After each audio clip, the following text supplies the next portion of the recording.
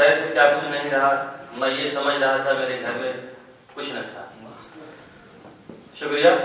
اب اس کے بعد میں انتہائی ادب کے ساتھ درخواست کروں گا ڈاکٹر محمد عارف عمری صاحب سے کہ آپ آئیں اور اپنے خیالات سے مدعو کریں۔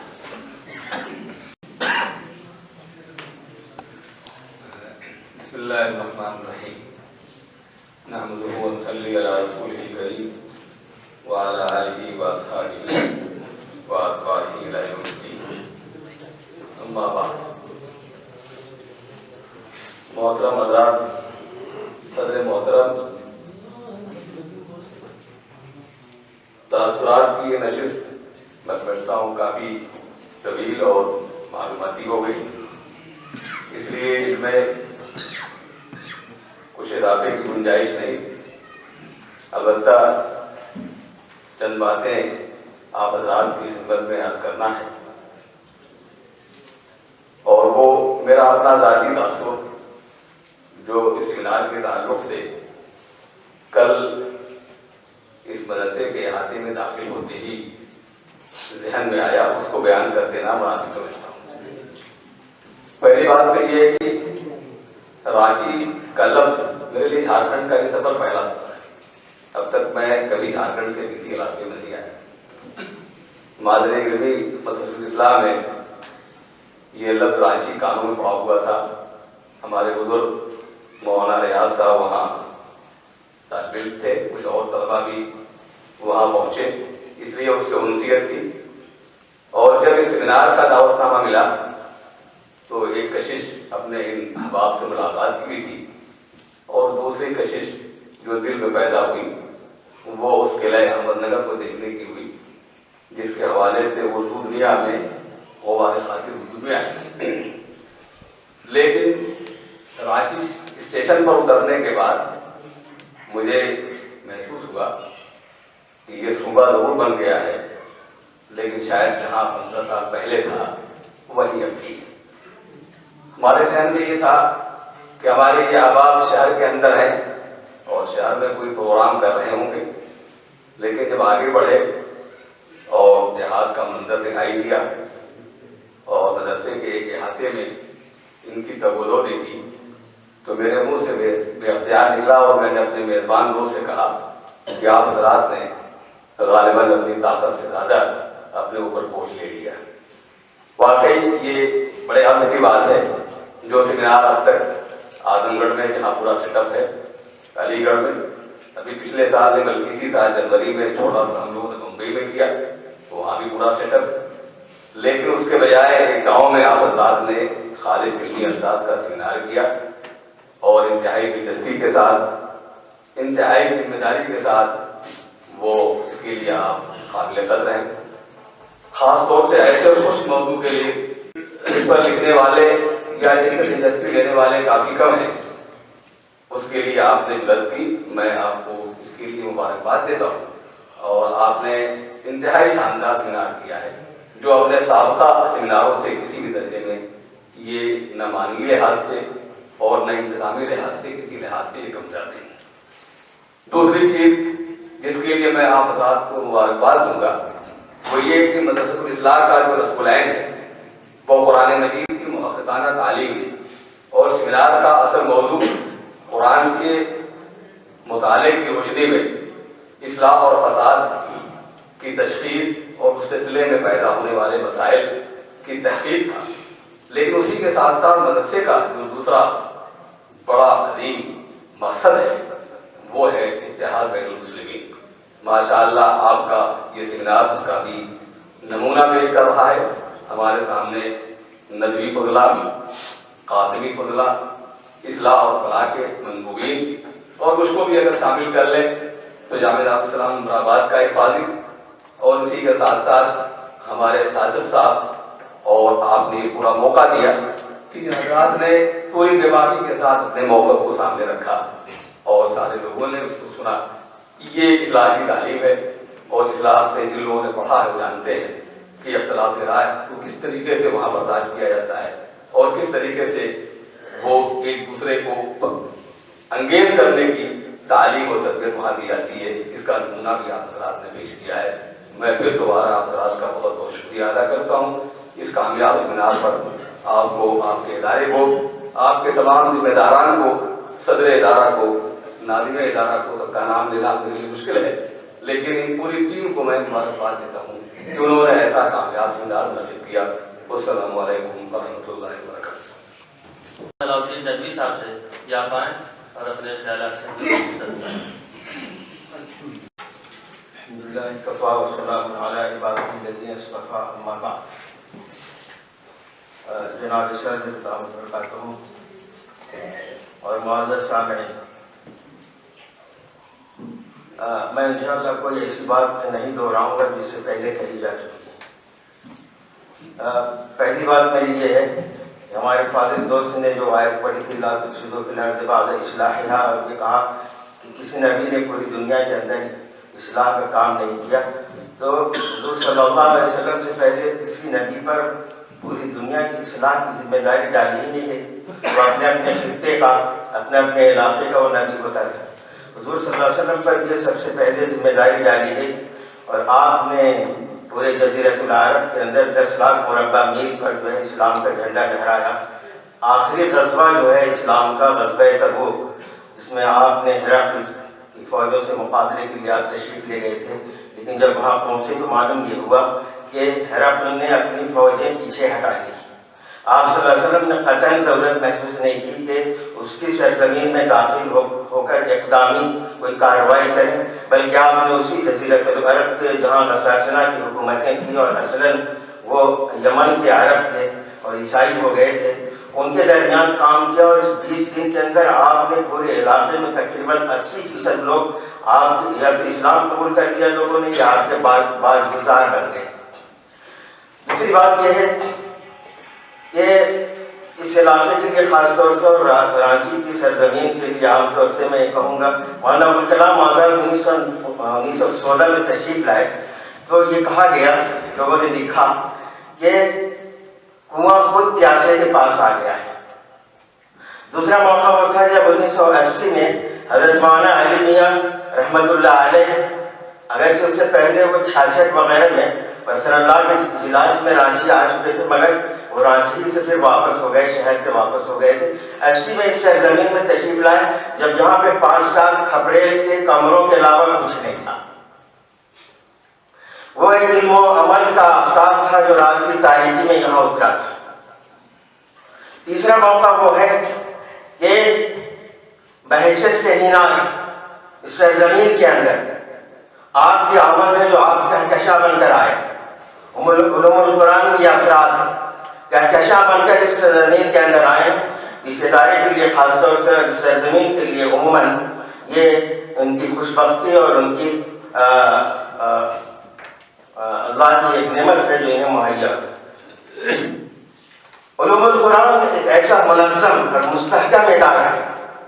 میں الحمدللہ 96 میں ندوے میں آیا ہوں گجرات سے، اور اس کے بعد سے اب تک میں سمجھتا ہوں کہ ہندوستان یہ پیمانے پر جتنے سیمیناروں میں اس خاکسار نے ندوہ بہت بڑا ادارہ ہے آپ جانتے ہیں، لیکن میں نے جتنے سیمیناروں میں شرکت کی ہے اور پیپرز اور مقالات پڑھے ہیں، کوئی استاد جو ہے کم از کم تقریریں کرنے بہت جاتے ہیں، لیکن باقاعدہ سیمیناروں میں مقالات پڑھنے کہ میں سمجھتا ہوں کہ الحمدللہ اتنے مقالے کسی نے ابھی تک نہیں پڑھے ہوں گے جتنے سیمیناروں میں نے شرکت کی ہے، اور باقاعدہ میں نے مقالہ پڑھا ہے۔ کسی سیمینار میں شرکت نہیں کرتا جہاں میں مقالہ اپنے ساتھ نہ لے جاؤں۔ میں دعوے کے ساتھ کہہ سکتا ہوں اتنا منظم انداز سے کہیں سیمینار نہیں ہوتا۔ یہ 6 مہینہ تقریباً پہلے جو ہے علوم القرآن دعوت نامہ تقسیم کرتا ہے، پھر وہ وقت کا تعین کر دیتا ہے کہ اتنے دنوں میں آپ کو مقالہ بھیجنا ہے، پھر وہ بار بار استفسار کرتا رہتا ہے، پھر وقت پہ ان کے پروگرام ہوتے ہیں۔ اسلامی میں نے دیکھا اور ان کے یہاں بھی میں نے دیکھا کہ 10 بجے کا ٹائم ہوا ہے تو 10:15 نہیں ہوگا، 10 بجے تو شروع ہوگا۔ یہ خصوصیت کبھی ندوے کی بھی بتائی جاتی تھی۔ ایک مرتبہ اکبر الہ آبادی آئے تو بڑے جو طلبہ تھے، وہ عمران خان ندوی رحمۃ اللہ علیہ اس وقت محتم تھے، وہ آئے ان سے کہا کہ ہم اکبر الہ آباد جگر مراد آبادی کو ہم اپنے یہاں بلانا چاہتے ہیں۔ کہا ٹھیک ہے بلا لو۔ تو انہوں نے کہا کہ ہم نے گفتگو کر لی ہے، کیا ٹائم دیا، گفتگو کب بلاؤ گے؟ اس نے کہا کہ بنا رات بجے 8 بجے بلائیں. تو کہا کہ ٹھیک ہے بلاؤ، اور جگر صاحب سے کہہ دینا کہ 90 میں 8 ہی بجے بجتا ہے، 90 میں 8 ہی بجے بجتا ہے. لیکن اس وقت صورتحال ذرا مختلف ہو گئی ہے. اس کے بعد تیسری بات میں یہ عرض کروں گا کہ قرآن کے 5 حقوق ہیں، اس کی تلاوت کرنا اور اس میں سرسری انداز میں اس کے مدعا اور اس کے مفہوم کا سمجھنا.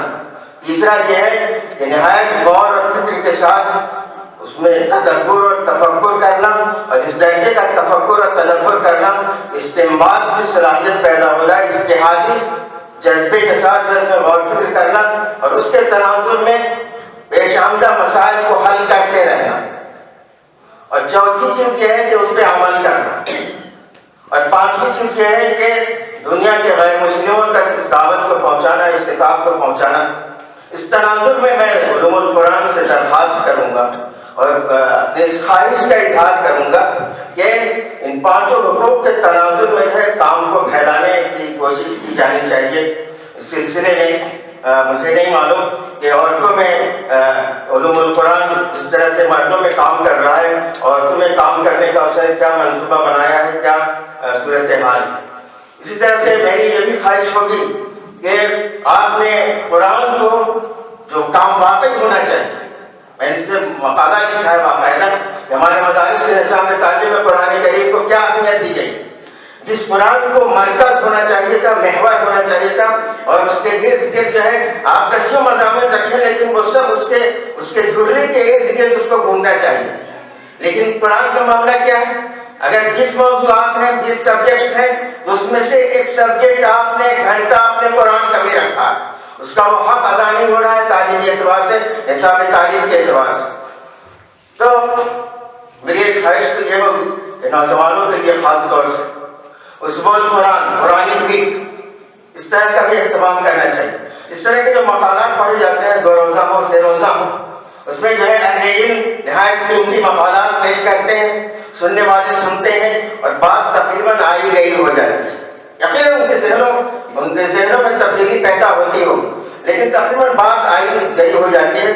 کیمپ وغیرہ لگائے گئے، اس میں تربیتی پروگرام ہو، پورا قرآن و حدیث کے تناظر میں، اسلامی تناظر میں سمجھتا ہوں اس کے تربیتی نقطہ نظر سے اس کے فوائد بہت زیادہ ہیں. انسان اسی طرح سے بنتا ہے.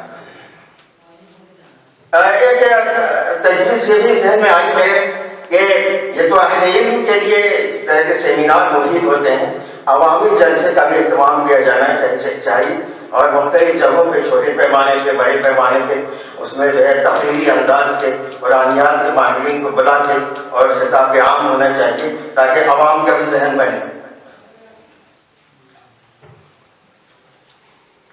ایک بات کروں گا، ہمارے مولانا تہذیب الحسن صاحب نے فرمائی مسئلہ کہ انہوں نے فرقہ واریت کے معنی میں لیا ہے تب تو کوئی حرج نہیں، لیکن مسئلہ جو ہے جو فطری اختلاف ہے، مسئلہ کہ ہم حنفی لوگ فطری اختلاف کے حوالے سے بولتے ہیں، یہاں 4 مسالک پائے جاتے ہیں. 5واں مسلک اگر فقہ جعفریہ ہے تو اس میں کوئی تنازع نہیں، لیکن اگر مسلک کو آپ نے فرقہ وارانہ، میں سمجھتا ہوں کہ اگر مسلک کو آپ نے فرقہ وارانہ ذہنیت کے تناظر میں لیا تب تو یقیناً اس کا خاتمہ ہونا چاہیے. اور بدقسمتی یہ ہے کہ ہم نے فرقہ وارانہ سوچ کو ہم نے نبوی منہج سمجھ لیا اور اس پر ہم ناظر ہیں، اس پر خوش ہیں کہ ہم نے جو فرقہ وارانہ جمود پرستانہ فرقہ وارانہ جو فکر ہم نے اپنے لیے اپنائی ہے وہی صحیح ہے، اور اس کے علاوہ سارے مسالک یا سارے مکاتب فکر وہ سب غلط ہیں. اس مفہوم میں آپ نے لیا یقیناً ان چیزوں کا خاتمہ ہونا چاہیے، اور میں اس کا نمبردار ہوں، میں اس کا دائی ہوں. اور اتنی آپ نے تعریفیں سنی ہیں اس مجلس کے حوالے سے، لیکن میں اپنے یہاں کے لوگوں کو کہوں گا آپ نے بہت زیادہ تواضع برتی. اس درجے کی تواضع برتنے کی ضرورت نہیں ہے کہ آپ انفیریٹی کمپلیکس کے اندر، احساسی کمتری کے اندر مبتلا ہو جائیں. اس وقت عام بددینی کا اور بدچلنی کا زمانہ ہے. میں یو پی کے دیہاتوں میں بھی جاتا ہوں، مہاراشٹر کے دیہاتوں میں میں گیا ہوں، اس وقت پورے ملک کے مسلمانوں کی دینی صورتحال بہت زیادہ کچھ فہمی پر مبتلا کرنے والا نہیں، بلکہ بہت زیادہ قابل تشویش ہے۔ ندوہ ہے، ندوہ سے بارہ بنکی لکھنؤ سے مل چکا ہے، وہاں قادیانیت اپنی سرگرمیاں جاری رکھے ہوئے، یا نظرۃ العلماء ذمہ دار نہیں؟ دیوبند سے کتنے فاصلے پر پنجاب ہے، یہاں اقتدار کی تحریکیں نہیں چل رہی ہیں، یا دیوبند اس کا ذمہ دار نہیں؟ علی گڑھ کے فاصلے پر آگرہ کتنی دوری پر ہے، یا وہاں جو ہے مسلمانوں کو کنورٹ کرنے کی کوشش نہیں کی جا رہی، یا علی گڑھ کسی حیثیت سے ذمہ دار نہیں؟ میرے بھائیوں، وہ پورے ہندوستان کے حالات یکساں ہیں۔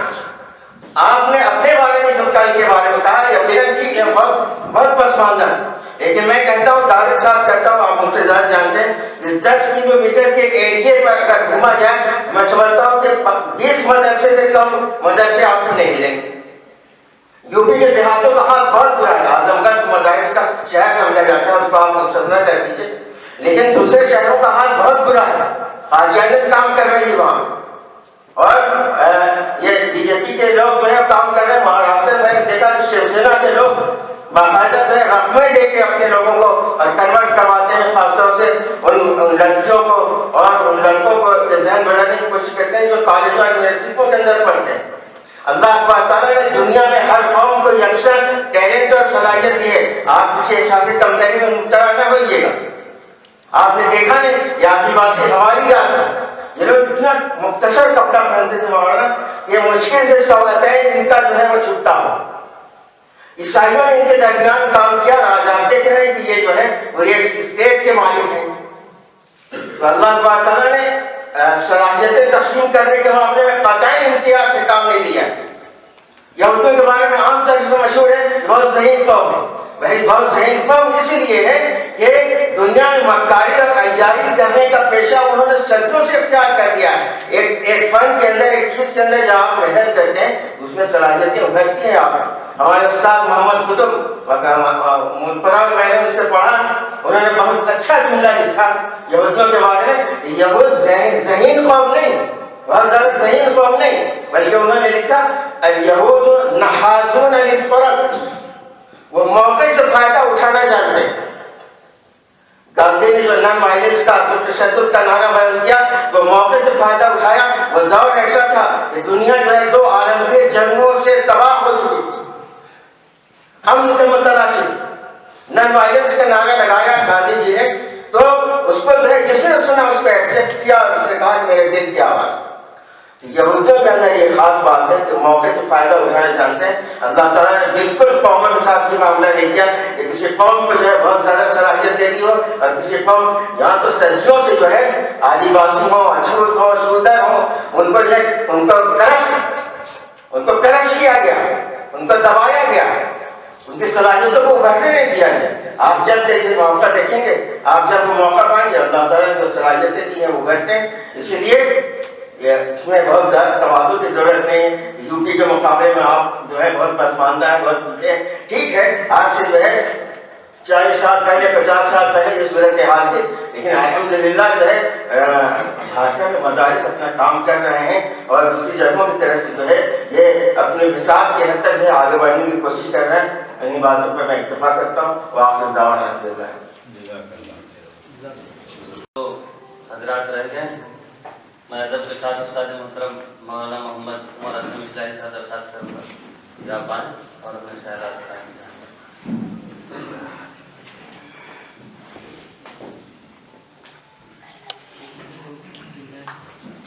السلام علیکم ورحمۃ اللہ وبرکاتہ۔ بسم اللہ الرحمن الرحیم۔ صدر محترم اور معزز حاضرین، اس 2 روزہ سیمینار کا یہ اختتامی اجلاس ہے، اور اختتامی اجلاس میں بالعموم لوگ تاثرات جاننا چاہتے ہیں، اور جو پورے پروگرام کا ذمہ دار ہوتا ہے اور صدر اجلاس ہوتا ہے، اس سے وہ تفصیل کے ساتھ سننا چاہتے ہیں، اور بطور سوغات یہاں سے کچھ لے کے جاننا چاہتے ہیں۔ اس کا مجھے احساس ہے، اس لیے میں کوئی لمبی تقریر نہیں کروں گا۔ سب سے پہلی بات تو یہ ہے کہ ان سیمیناروں کا ایک بڑا فائدہ یہ ہوتا ہے کہ بہت سارے اہل علم 2 دن کے لیے دستیاب ہو جاتے ہیں، اور جو اہل علم مقالات اپنے پیش کرتے ہیں ضروری نہیں کہ ان کا علم ان سے زیادہ ہو جو مقالات سماعت فرما رہے ہوتے ہیں، یہ ضروری نہیں ہے۔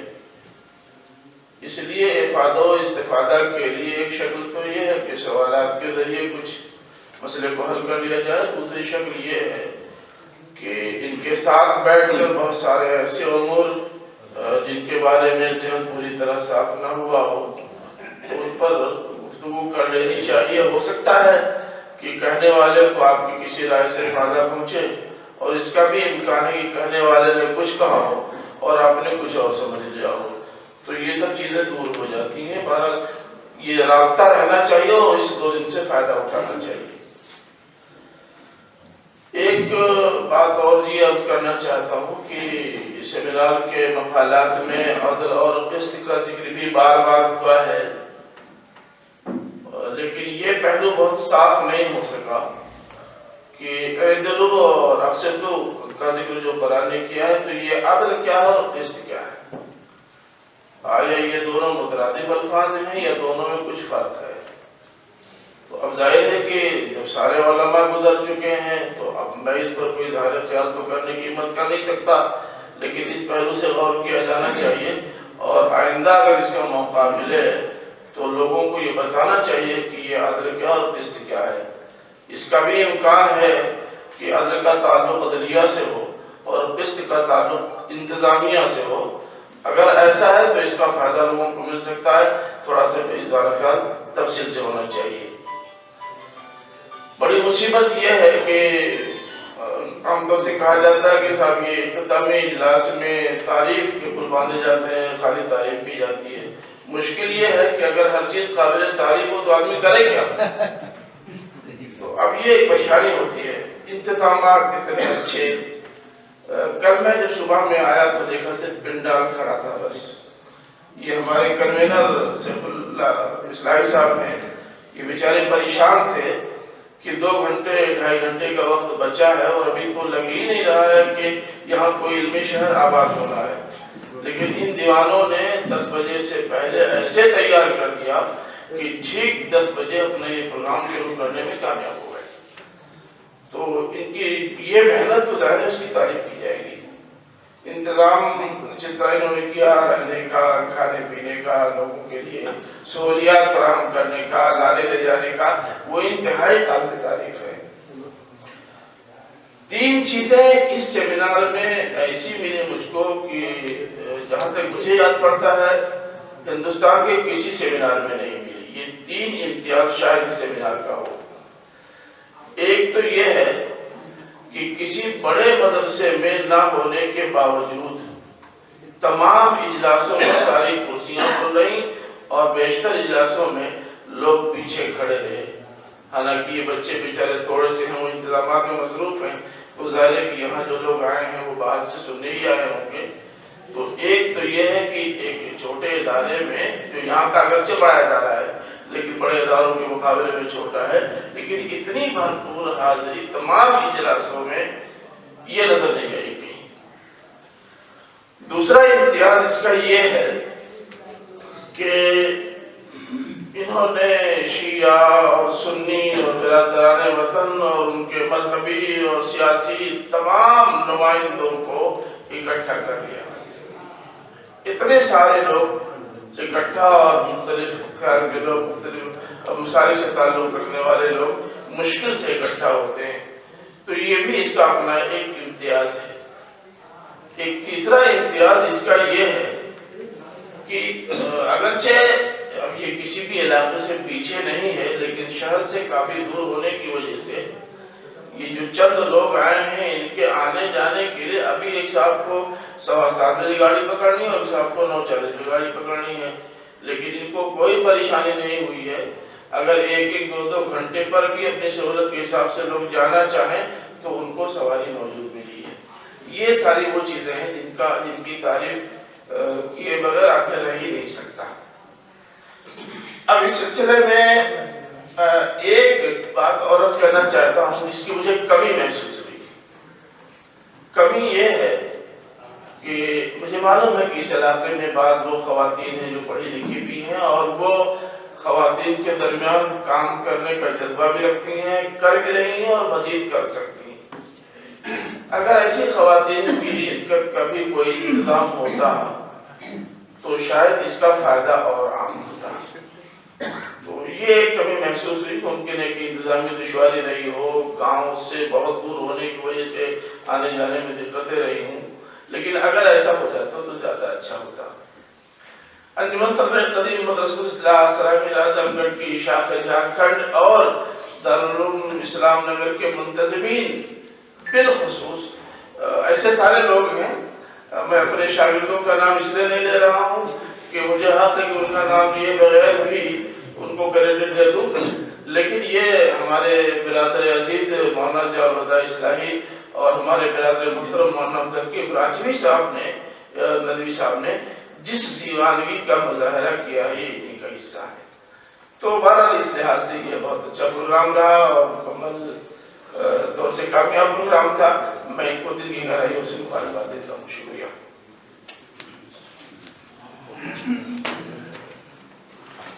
صرف 2 منٹ کے لیے تشریف لائے ہیں محترم تعلیمات دارالعلوم اسلام نگر حضرت مولانا آفتاب احمد ندوی صاحب. السلام علیکم.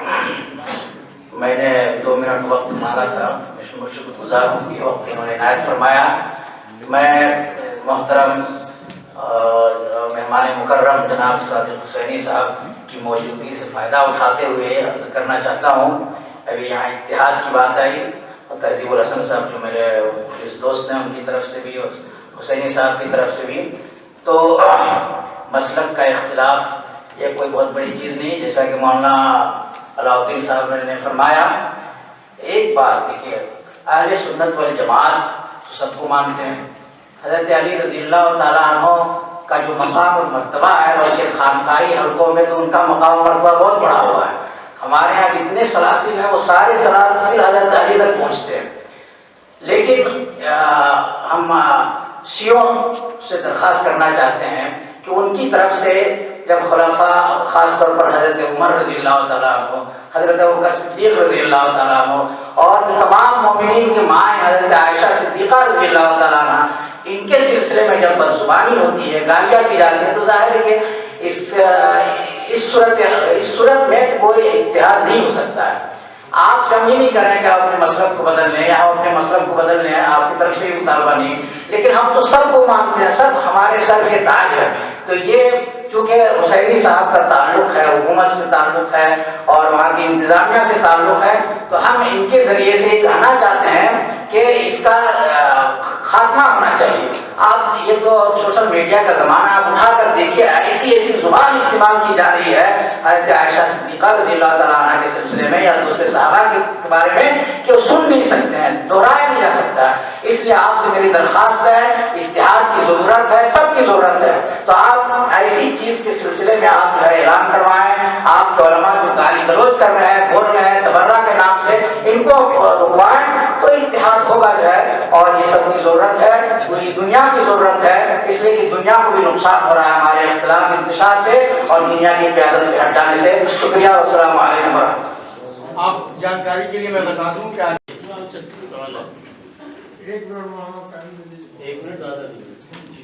اچھی بات ہے, یہ وضاحت ضروری ہے.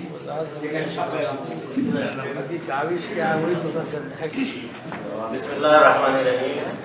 یہ خطہ شاید ہو سکتا ہے اور اس میں 4 چاپ لگ جائے, اور آپ کا جواب فوری طور پہ مل جانا بہت بہتر ہے. میں حضرت آیت اللہ العظمیٰ آخر خامنائی, ان کی سرکاری جو آفیشیل ویب سائٹ ہے khamenei.ir, یہ ویب سائٹ آپ سرچ کریں, اس پہ فتاوی مراجع جو لکھے ہوتے ہیں. تو میں سمجھتا ہوں کہ اس وقت ہمارے 4 بڑے مراجع جو اکابر ہیں نجف میں اور قم میں, ان کے صراحتاً یہ فتاوی موجود ہیں. جملہ جو فارسی میں آغا خامنائی کا ہے. پہلے میں ایک جملے کی وضاحت کر دوں. کہ ہمارے یہاں مذہب اہل بیت امامیہ میں جو 12 امامی ہوتے ہیں، وہاں پر زمانے میں ایک فقہی طور پر ایک بڑے عالم دین کی فقہ میں تقلید لازم ہے. جیسے اہل سنت میں ائمہ اربعہ کی تقلید ضروری ہے، تقلیدی غیر تقلیدی، تو ہمارے یہاں شیعوں کا تقلیدی ہونا ہر زمانے میں ضروری ہے. اور اگر وہ تقلیدی نہیں ہے، زمانے کی ایک بڑے مرجع وقت کا جو فقہ اور اصول پر کنٹرول رکھتا ہے اور عالم کی شکل میں وہ ظاہر ہوتا ہے. تو اس سے پہلے ہمارے آیت اللہ خوئی تھے، خمینی صاحب تھے، ابھی آیت اللہ خامنئی اور نجف میں آگے سیستانی، یہ 2 بڑی شخصیتیں ہماری ہیں جن کی پوری دنیا کی شیعت تقلید کرتی ہے اور اپنے سال بھر کے خرچے کا 20% خمس کا جو قانون ہے وہ ادا کر کے ان کے دفتروں کو دیتی ہے. یہ قانون ہے. تو شیعہ پابند ہے اپنے مراجع کا، نہ خطیب ذاکر شاعر کا. یہ بہت بڑا جملہ ہے میرا. کسی شاعر، کسی خطیب، کسی گلی کوچے میں گزرنے والے ملم کے ہم فالوور نہیں ہیں. فالوور ہیں، ہم نے اپنا مبنائی فقہی مبنا آپ کو بیان کر دیا. یہ ہمارے اس میں آپ دیکھ سکتے ہیں. اب 2 بڑے مرجع ہمارے نجف شرف میں آپ دیکھیں، جب داعش کا سلسلہ شروع ہوا اور اس سے پہلے حضرت آیت اللہ سیستانی کا جملہ کہ اہل سنت ہمارے بھائی ہیں، مت کہو بلکہ ہماری جان ہے، یہ ایک جملہ مشہور جو آپ کہیں بھی سرچ کر سکتے ہیں نیٹ پر. آیت اللہ خامنئی کا جملہ مقدسات اہل سنت کی توہین فقہ امامیہ کے اعتبار سے حرام ہے. یہ آپ خامنائی.ir پہ سرچ کر سکتے ہیں. ہمارے 2 موجودہ عالم، اب اس سے پہلے آپ چلے جائیں جتنے بزرگان آئے، کوئی امام خمینی اور ان کا جملہ سب کو معلوم ہے کہ ہم جو ہیں آپس میں ہاتھ باندھ کے اور ہاتھ کھولنے کے جھگڑے میں پڑے ہیں. قوم ہماری دشمن جو ہے وہ ہمارے ہاتھ کاٹنا چاہتی ہے. تو ہمارے علماء کا صراحتاً یہ فیصلہ ہماری فقہی کتابوں میں موجود ہے کہ اہل سنت کے خلفاء جنہیں ہم قدر کرتے ہیں، احترام کرتے ہیں، کسی بھی صورت میں ان کے خلاف توہین کرنا اور ام المؤمنین جناب عائشہ کی بارگاہ میں کسی قسم کی توہینی لفظ استعمال کرنا یہ فقہی طور پر حرام ہے. اور فقہی حرمت، یہاں سب علماء اور فضلاء بیٹھے ہیں، وہ جانتے ہیں فقہ کے اثرات کیا ہوتے ہیں انسان کے معاشرتی اطوار پر. اب یہ جو دنیا میں چل رہا ہے اور واٹس ایپ اور فیس بک پہ چل رہا ہے، اب آپ دیکھ رہے ہیں اغیار کے ہاتھ کیسے ہیں، دشمن کہاں تک نفوذ کر چکا ہے. کبھی کبھی جو یعنی بصیرت جن کو نہیں ہوتی ہے وہ بھی پوسٹ پہ پوسٹ ڈالتے ہیں. تو یہ میں آپ تک ابلاغ کرنا اپنی شرعی اور دینی ذمہ داری سمجھتے ہوئے پیغام پہنچانا چاہتا ہوں کہ اگر آپ کو ایتھینٹک چیز سے رجوع کرنا ہے تو علماء اور بزرگان کے فقہی فتاوی پر غور کریں. اور اس طرح کی چیزیں جو ہیں یہ اس کی ہم مذمت کرتے ہیں اور جہاں کہیں سے بھی ہوتی ہے اس کی ہم مذمت کرتے ہیں ایک مرتبہ اہل بیت کے ہونے کے ناطے. والسلام علیکم ورحمۃ اللہ. بہت بہت شکریہ. اب اس کے بعد ہمارے فہرست میں صرف ایک نام مولانا ضمیر الدین ندوی صاحب کا رہ جاتا ہے. مولانا ضمیر الدین ندوی صاحب اسلام نگر کی نگری کے اور بنا پیڑی کی بستی کے سب سے پہلے ندوی ہیں اور آپ مولانا شمس الحق صاحب ایڈیٹر تعمیر حیات کے بڑے جگری دوست ہیں. میں انتہائی ادب کے ساتھ درخواست کروں گا کہ آپ آئیں اور اپنے الحمد للہ کفا والسلام علی عبادہ الذین اصطفیٰ. اما بعد اعوذ باللہ من الشیطان الرجیم. بسم اللہ الرحمن الرحیم. قال اللہ تعالیٰ فی القرآن المجید ظہر الفساد فی البر والبحر بما کسبت ایدی الناس لیذیقہم بعض الذی عملوا لعلہم یرجعون. وقال اللہ تعالیٰ وننزل القرآن ما هو شفاء ورحمۃ للمؤمنین ولا یزید الظالمین الا خسارا. جناب صدر اور ہمارے علوم قرآن شبلی علی گڑھ کے ذمہ داران اور ہمارے ابنائے قدیم اسلام کے فضلاء، آپ حضرات میں بےحد مشکور ممنون ہوں کہ آپ حضرات نے اس انقلاب سرزمین پر اس ادارے پر آپ نے یہاں یہ سیمینار قائم کیا ہے. اللہ تعالیٰ سے دعا ہے کہ اللہ تعالیٰ اس ادارے کو برقرار رکھے اور قائم رکھے اور پورے جھارکھنڈ کے لیے اس ادارے کو مشعل راہ بنائے. حضرات مجھے بہت خوشی ہے کہ مختلف صوبوں سے بڑے بڑے علماء کرام موقع حضرات اپنا وقت قیمتی وقت نکال کر یہاں تشریف لائے. मैं इस इदारे से तकरीबन 50 सालों से वाकिफ हूँ और यहाँ के लोग मुझे वाकिफ रहता है। इस मदरसे के बानी मौलाना अब्दुर्रहमान साहब कामिल रहमतुल्लाह अलैह आज से 50 साल पहले मुझे यहाँ लाना चाहते थे। मैं रहता हूँ मैं वहाँ एक मदरसे से मुंसलिक हूँ। अब उनकी ख्वाहिश ये थी, मैं सरपुर के रहने वाला हूँ, कि तुम यहाँ आओ और यहाँ आने के बाद ये बहुत संगलाब से ज़मीन है, यहाँ तुम मदरसे में पढ़ाओ, तुम यहाँ रहो। लेकिन खुदा को मंजूर नहीं था। मैं अभी गिरबा में हूँ। मुझे मालूम है कि इस चतिया और संगलाब ज़मीन में मौलाना अब्दुर्रहमान साहब कामिल रहमतुल्लाह अलैह ने अनथक जिद्दोजहद और कोशिश इस इदारे को कायम किया। और मैं समझता हूँ कि इस इदारे ने कुछ नहीं तो 65 ऐसे उलमा को पैदा किया जो हिंदुस्तान के मौका इदारे में उस्ताद हैं और बड़े बड़े उस्ताद हैं और बैरून में भी इनका एक मुकाम, इनकी एक हैसियत है। बुजुर्गों और दोस्तों, ये जो प्रोग्राम आज यहाँ हुआ है, राष्ट्रवाद तालीम याफ्ता लोगों की बहुत अच्छी बात है, लेकिन एक प्रोग्राम यहाँ ऐसा भी चलना चाहिए जिसका ताल्लुक आवाम से होता, आवाम को बताया जाता, उन्हें कहा जाता और उन्हें तरगीब दी जाती कि इस वक्त दुनिया के हालात क्या हैं। कुरान मजीद में बताया गया है कि तमाम अमराज के शिफा कुरान मजीद के अंदर है, लेकिन आज मुसलमान खुद हैं, कुरान तिलावत करते हैं, कुरान पढ़ते हैं, मस्जिदों में वाज होता है, लेकिन आज कुरान क्या हमसे चाहता है, क्या डिमांड करता है?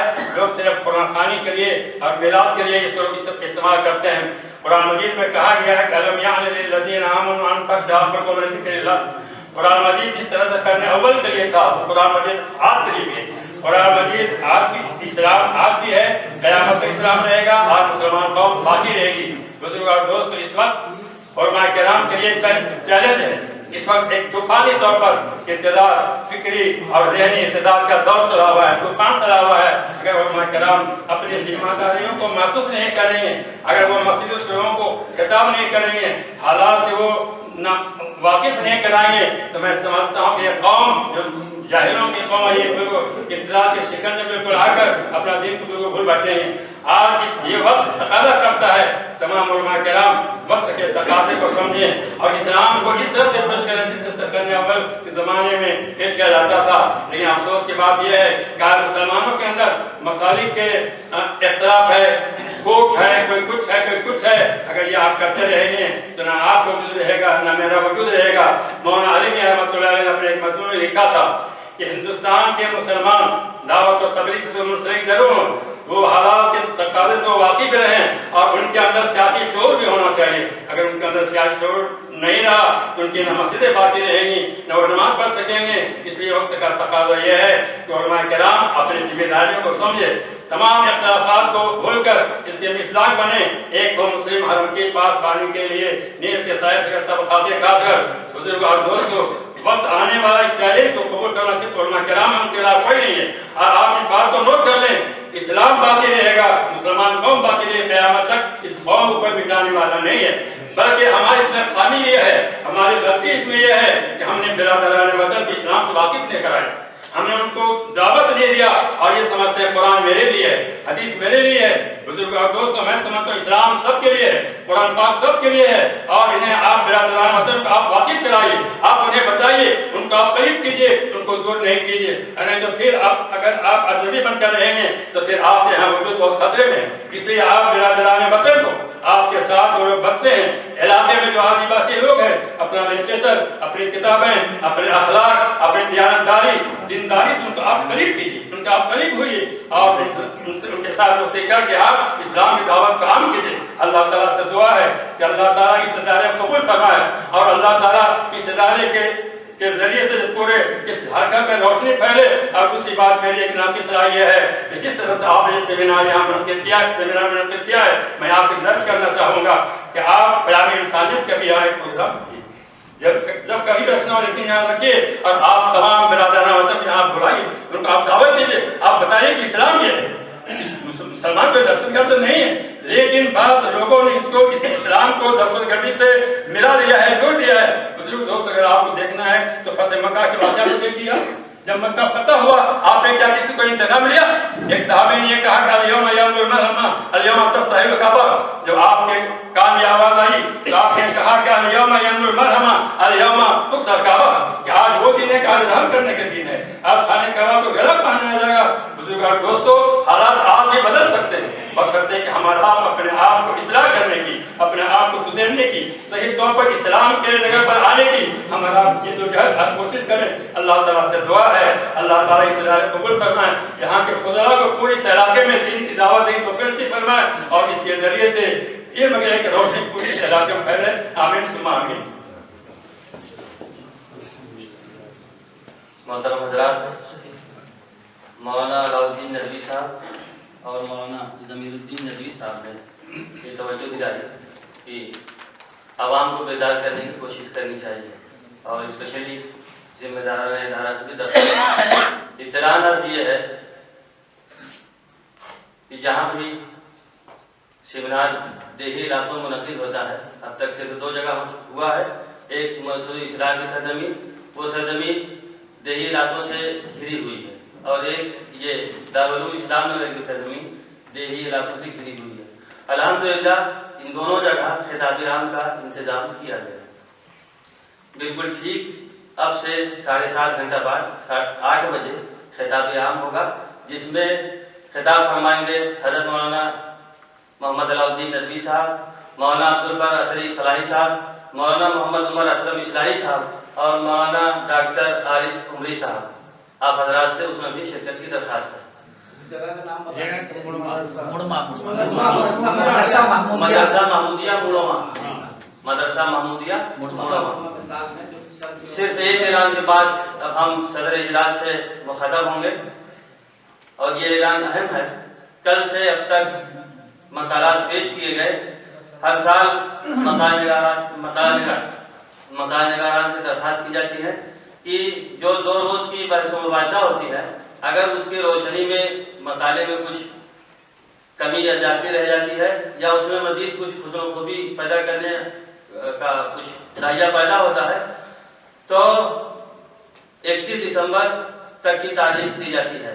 यानी 31 दिसंबर 2018 तक मकान निगार हजरात अपने मकाले को दुरुस्त करके जिम्मेदार इदारा के सुपुर्द कर सकते हैं।